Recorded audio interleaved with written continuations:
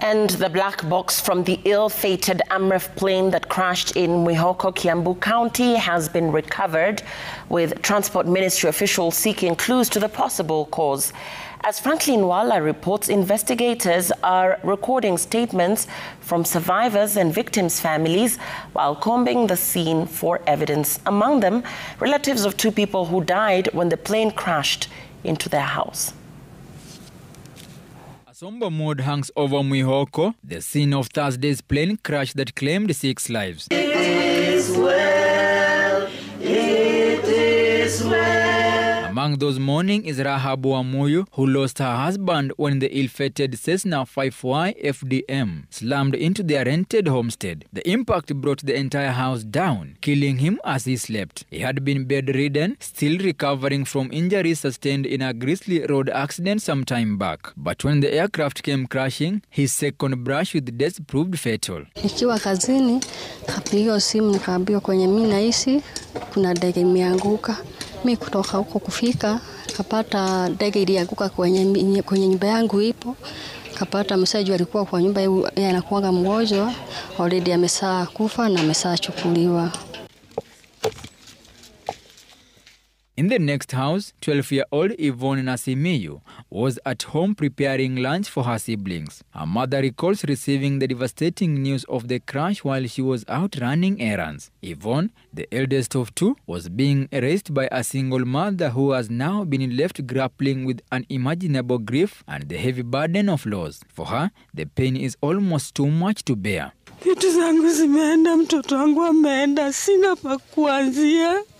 Sijui nitaanzia wapi.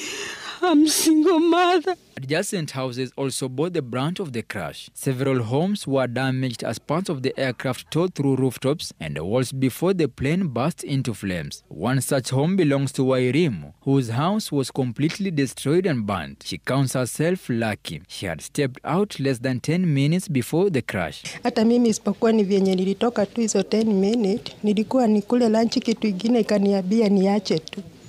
Hata mimi ningeadhirika tu uko ndani bado. For those struck by parts of the aircraft while inside their homes, the trauma will linger. Many suffered deep cuts, burns from jet fuel, and other serious injuries. Nilumia mguu because after engine ilianguka, parts zili split kwa nyumba na zilikuwa moto. Abigail's 17-year-old brother has since gone missing since the incident, adding another layer of anguish to an already devastating tragedy. Ni student wa Murang'a High by the name Austin Victor. Amekuwa traumatized, hataki kukaribia area ya home. Anasema yeye anataka kwenda kukaa somewhere else. Na from now, since morning, hatujampata. On Friday morning, investigators combed the scene, recovering crucial exhibits, including the aircraft's black box, expected to reveal the pilot's final communication with their air traffic control. We have just found the black box. Of course, it was not found here. The security team that were first responders here, part of the team that picked they actually didn't know that it was a black box. Officials also recovered more bodies and remains from the neighborhood, with some body parts found hanging on trees and rooftops, suggesting those on board may have died before the plane hit the ground. At this point, we have no idea what happened to these aircraft. These are very, it's a jet, it's a very high-performing aircraft, and for it to lose contacts with the control tower in 3 minutes is very baffling because they were still climbing. We have taken it up and we will be assisting them to at least make do for the time being in accommodation and especially again treatment and more than anything else counseling.